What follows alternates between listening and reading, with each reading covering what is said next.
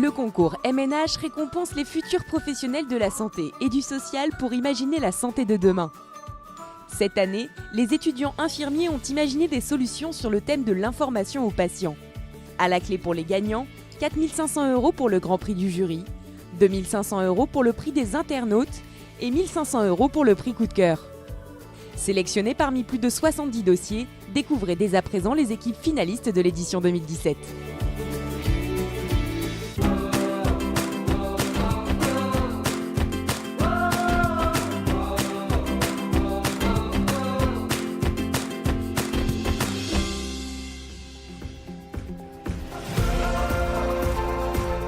Près de la frontière suisse, rattaché au centre hospitalier Alpes-Léman, voici l'IFSI Ambilly-Annemasse. Au sein de l'IFSI d'Annemasse, nous avons 3 promotions infirmières de 108 étudiants, une promotion aide-soignante avec cursus partiel et cursus complet, un territoire assez vaste avec des lieux de stage qui s'étendent sur tout le département, en partenariat aussi avec la Suisse qui est toute proche, nous sommes frontaliers.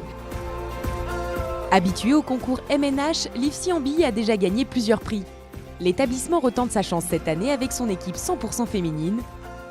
Anna, Delphine, Mélanie et Héloïse, accompagnées par leur formatrice Audrey Mora, sont en finale de l'édition 2017.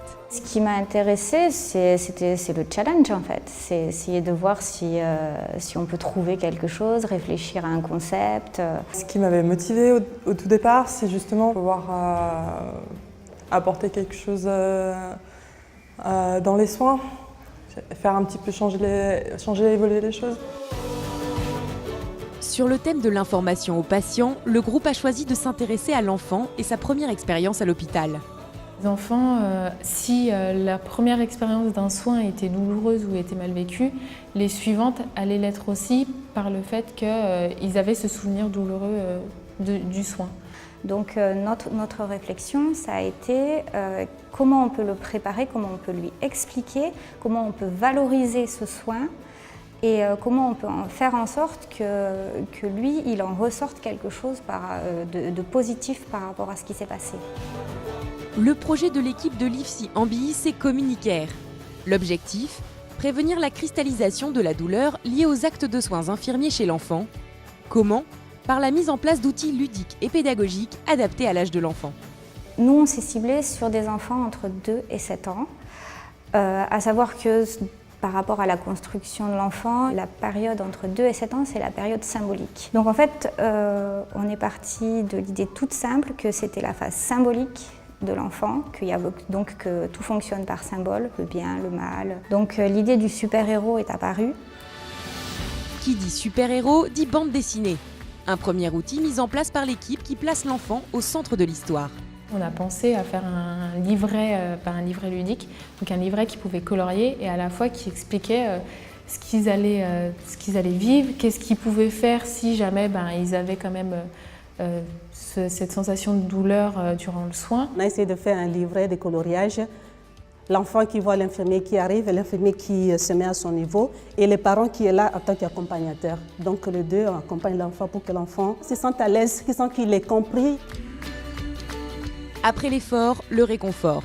L'équipe a imaginé une cape de super-héros donnée à l'issue du soin et portée sur la blouse de l'enfant pour le mettre en confiance. On lui dit qu'il est plus fort que ce qu'il pense, qu'il est capable de vivre ça, qu'il est capable de le surmonter et donc qu'on le met dans une position valorisante pour lui en fait. Et il repart avec sa petite cape de super-héros et s'il revient, il revient avec sa petite cape et il revient pour affronter ça, mais il est capable de le faire. Pour aboutir à ce résultat et trouver un concept innovant, les étudiantes ont bénéficié de l'aide de leur formatrice Audrey Mora. C'était notre coach. Elle nous a aidé à poser des bases solides. Voilà, là, il faut corriger, aller plus loin, aller chercher pour argumenter. Mon rôle a surtout été de les guider, de rappeler les attendus en termes de forme, en termes de fond, et puis d'essayer d'orienter ce travail pour qu'il ait une légitimité. C'est un sujet qui est repris par de nombreuses équipes, qui est travaillé régulièrement. Donc ne soyez pas dans quelque chose qui est déjà fait. Et puis essayez de surtout appuyer par des choses pensées, des concepts, votre travail. Un travail payant. En finale du concours MNH, l'équipe espère maintenant obtenir un prix lors de la finale.